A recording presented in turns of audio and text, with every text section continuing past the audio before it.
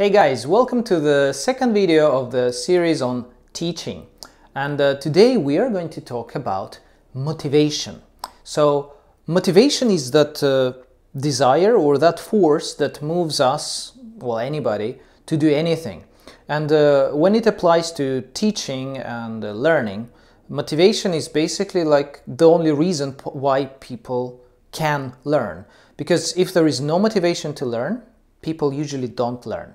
And when it comes to teaching, your main goal will be to, well, ideally, you already have somebody who has motivation to learn. But often that's not the case. Oftentimes, you, as a teacher, you have to find the motivation. So your student probably already has some intrinsic motivation to do whatever. I don't know, maybe they like some hobby, maybe they want to speak to people. So usually even younger kids have some kind of motivation. So I found that there are two different groups of students. Number one is young kids for whom the motivation is basically curiosity, like they want to learn something, like they are curious. Oh, what's that? What's that? So they will learn just based on curiosity. You can exploit that and they will learn from you. Also, they learn, the smaller kids, they learn based on a feeling of awe. So they're like, whoa, they see something amazing and they want to learn it. They want to experience it. So those are the younger kids. Then everybody else, starting with older kids and into adulthood, those people they usually have some kind of motivation already there. There is one more case when they don't have motivation. And like I know that as teachers, we sometimes don't have the power to choose our students if we work in a company, let's say, yeah. I'm going to tell you something that probably many teachers will not like, and that if the student doesn't have motivation, you as a teacher probably shouldn't be teaching them, because if they don't want to learn, you will not teach them, and you will try to teach them and you will basically waste your time and energy trying to teach something that they don't want to learn. And in the end, you will fail because they will not learn, so it means you didn't teach. And so what I find is that if you can, don't teach people who don't have motivation, because that's a waste of your time, waste of your energy. And yeah, basically you will feel like crap after a lesson with the person who doesn't want to learn. But sometimes it changes, especially with younger kids. Sometimes they don't want to learn. And then when they see some kind of success, they get encouragement by adults. They're like, oh, I can do this. This is not so terrible. And so they change. I had a student in my English conversation school. She was terrible. I mean, like, she could not remember anything. She could not say anything. She would always copy other people. And then basically parents were like, what's wrong? You know, they came to see the lesson and they saw how much worse she was than everybody in her group. And they're like, oh my God, this is our problem. This is not the school. So everybody is okay. She's not okay. So I don't know what they did at home, but they made her practice. And then step by step, she became better. And then at the end of the year, she was one of the best students. So my point is that at first she had no motivation. Then parents found it somehow. I think they used some kind of treats, reinforcements. I don't know what it was, but they completely changed her learning. She became one of the best students. She started enjoying it. Now she is learning well.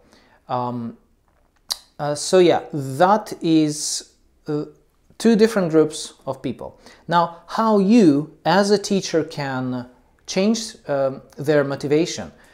Basically, I see 2 points. Number one, be cool. So if the students like you as a teacher, they will learn from you. So that is like simple. Be likable, make people like you, they will learn from you. Option number two, if you don't know how to make people like you, then you have to show your ability to do something. So you have to prove the right to be the teacher. You have to demonstrate how well you can do something. So if you are teaching how to ride a bicycle and you don't show that you can ride a bicycle, nobody will learn from you. They're like, okay, you can teach, but can you actually ride? You know?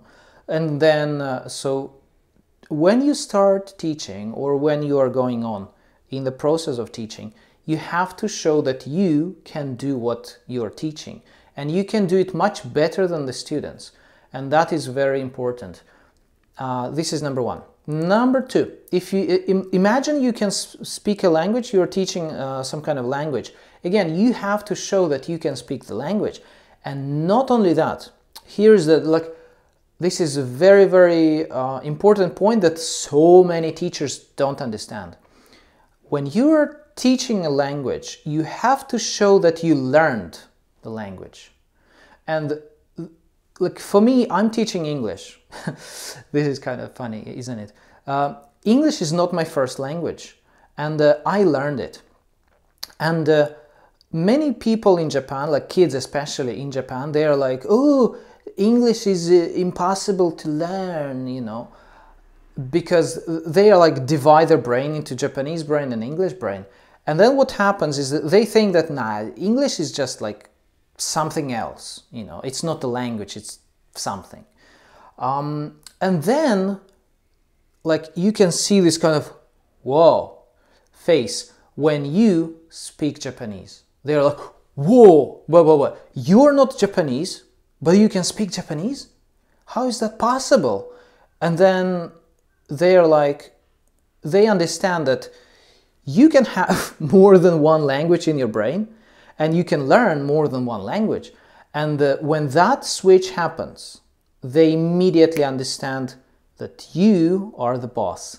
You will teach them how to learn because you learned their language. It means they can learn your language.